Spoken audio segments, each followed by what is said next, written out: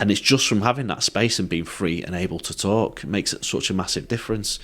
So going back to that role, the role of sweeper, talking to people, bringing them into the group, they'll also then go do a quick scan of the car park, see if there's anybody, sat in the car still waiting. We've had instances where the guy who's on the door, the sweeper, will knock on the window of someone's car and say, "Come on, mate, come on in." Just to offer that encouragement and reinforce that we are there to help people and help them battle these problems. Love it. I love that, because it sounds like what they're trying to do is make it as easy as possible, remove the typical steps it takes to get support, whether that's ringing someone, texting someone, going to your GP, searching something, whereas put your postcode in, find your nearest group, and like you said, there's a couple at football stadiums. That makes a massive difference to men, especially football fans, like you said it did to yourself. So it sounds like they're trying to make that process really, really easy. Why? I think it's because if you've got that lure of a football, it's a safe space. I've been going to City all my life, when we're at Main Road to when we're at the Etihad. I'm familiar with that. And I think if you're breaking down that, you're making something familiar, and you might feel, like I said earlier, about walking to a dad's group when I'm a little boy, and I felt like, I don't want to do that because it's not for me. A random coffee shop. It's Manchester City. I know the stadium. I know the area. I've been there many times with my family. Equally, there's one at Manchester United. There's one at Altrincham. These are the local communities around those areas are familiar with that ground, and it's almost like you feel safe in that ground and that environment. So we're adding on to that, and that's how we're drawing people in through that. Why is it needed for men? Because we're terrible, aren't we? We don't talk about anything. Ultimately, if you're a man, what do you talk about with your friends? You talk about football. You talk about, just nonsense. Nonsense, wrestling, films. Anything but mental health. Anything but mental health. We only talk about things that are skin deep. And I remember when, I'm 41 now, so nights out now are a thing of the past for me. But when I was in my 20s and we were going out, the minute somebody said anything related that wasn't a laugh, wasn't about football or women or anything like these topics that you talk about, you'd be looking at him like, so this guy, miserable sod. Yeah. You wouldn't even entertain it, and you'd probably make fun of the person if they'd said that they were struggling, or that, oh, cheer up, mate, what's wrong with you? Get another drink down you. Yeah. Which now, I've not drank for 8 months. That's probably the worst thing possible for someone who's struggling with the mental health and is feeling low. So we absolutely need something like this, that's going to encourage blokes to open up and talk. It's funny you mentioned that. On the last episode I did, speaking to someone about mental health, and he didn't. So I asked him, do you speak to your male friends about mental health? And he said, wait, if you got this far, you must be enjoying the conversation. Make sure to hit the like button and press subscribe to show your support. Back to the no, not really, my close friends, etc, etc. And anyway, we changed that. And after we'd had a bit of a chat about it, he said, you know what, I want to be a leader in that space. I visualise myself as a leader. I like to think of myself as a leader. So I should bring certain things to the table that I want other people to follow the example of. So he said, in future when we're in the pub, he doesn't drink but his friends do, and he said he's going to bring it up even if they say, oh, why are you bringing the mood down, you're killing the vibe, which is exactly what you're explaining. Why do we do that? Why are we looking at it as killing the vibe? Because when we think about friends, our close ones, we want to look after them, right? We want the best for them. So if they're struggling, why? And then they have the courage to open up. Why are we telling them, oh, you're bringing the energy down, you're killing the vibe? What is it with us? I don't know. I think it's ingrained within us. It's societal pressures. We've done engagement tables in the past with Andy's Man Club, and we were at Asda facing the Etihad Stadium, and we were just talking to men as they were going past, and we were saying, this is what we're about. Have a wristband. There's a card if you want to come and meet us. And this girl walked past with what was a boyfriend.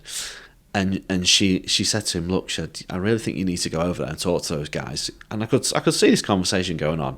She said, really go over there and talk to these guys. I know you've been struggling. And he said, I don't talk. He says, I'm a bloke. I said, I don't talk. And he started laughing and walked off. And that is exactly it.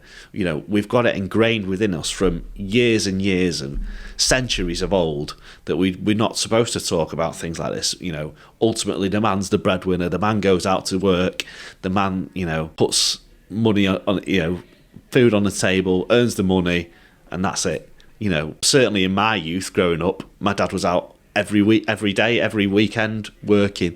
You know, very rarely saw him. He was self-employed. The only times we did see him was when, you know, rarely take a day off or we were going on holiday, but then ultimately it was back to work. You know, and that's almost probably, that's drilled into centuries and centuries, years and years, you know, decades of men. Yeah, just, it's baffling.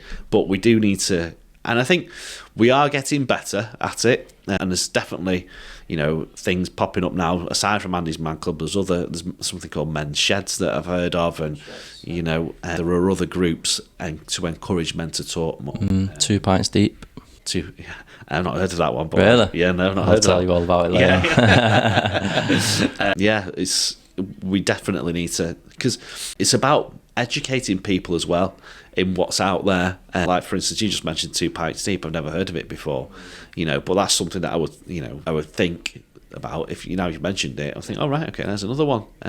Yeah, no, there's charities popping up all over now, and initiatives, campaigns. It's needed, clearly, but I still feel some people are rejecting, still carrying their mantras that they've inherited from the father, the grandparents, whatever it is. Yeah. Men don't talk, I'm not talking, man up, be strong. Yeah.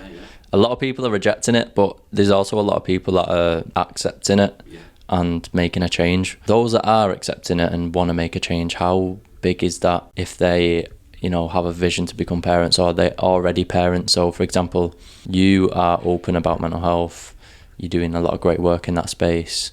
What's the impact on your son? I want to create a space for my son that he can open up and he can talk, and he doesn't feel shame in saying that he's not all right, or he doesn't feel that he can't talk to me about anything. You know, the worrying statistic is suicide is the biggest killer of men aged 54 and under, and we can't live in an age where that's the case. You know, so ultimately, by me doing what I'm doing now, I'm laying the foundations for my son going forward, and I just hope that he, you know, as he's older and he sees myself and he sees what I've shared and what I've spoke about, he can think, well, actually, yeah, you know, I am having a bad time of things. I mean, I go back to like my GCSEs and I was stressed out and I was covered in eczema all over my hands, all around my eyes, really, really battling with these, you know, these struggles, and I didn't talk to anyone. We weren't equipped to talk to people back then. You just go to your bedroom and bury your head in the pillow for, you know, a week or two, and then come out the other side of it when your exams are done. But there's so much stress, and I think so much pressure around young people. You know, we see it with the impact of COVID, and we locked a lot of young people away in the bedrooms and separated them from their friends for the best part of 18 months. We'll be reaping the rewards of that for years to come. You know, because that is such a critical age for you. When you start to make these connections and you start to discover who you are, and you're starting to, you know, realise about things about life. Actually, we just put them in away in a bedroom and said, you know, dial into a call. And insane. We'll never truly understand the consequences of COVID on not just young people, on everyone. I think the isolation, lack of connection, social interaction, the disruption in education, just I could go on and on and on. And I feel like it stopped people from developing as they should, developing social skills. Anxiety through the roof. No one wants to go out anymore. No one can get on public transport and go to a job. Like, people are struggling with a lot of mental issues that COVID, or the impact of COVID, brought around. Yeah, 100%. I mean, I worked through it because I was in retail management, so I was going out every day, and you see the worst of humanity when I was working through that. I had people spitting at people, I had people fighting in the shop, I had, you know, people getting racially abused because they were told to, you know, they had to wait queue to get in. It just brought out the worst in everyone. So not only we were separating people from each other, we were heightening like tension and heightening aggression and all these bad feelings that were there. And, you know, when it first came out, you'd be walking your dog at night, and somebody on the street walking towards you, they crossed the road to be away from you because we didn't know.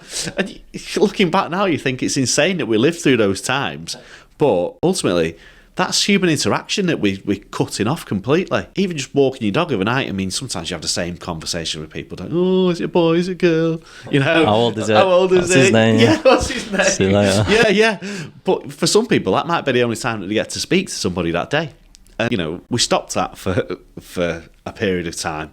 And like you say, we'll never truly know the impact of that. But, you know, we're still facing into that now. Yeah, I think social media and the internet also plays a role in that disconnection, because I don't even think it should be called social media, because it's not social and no one really interacts in person anymore. Yeah. You know, even when you can work from home, you can text your friends on Instagram, Snapchat, whatever you use. There's not that connection anymore, and I think that has an impact on mental health.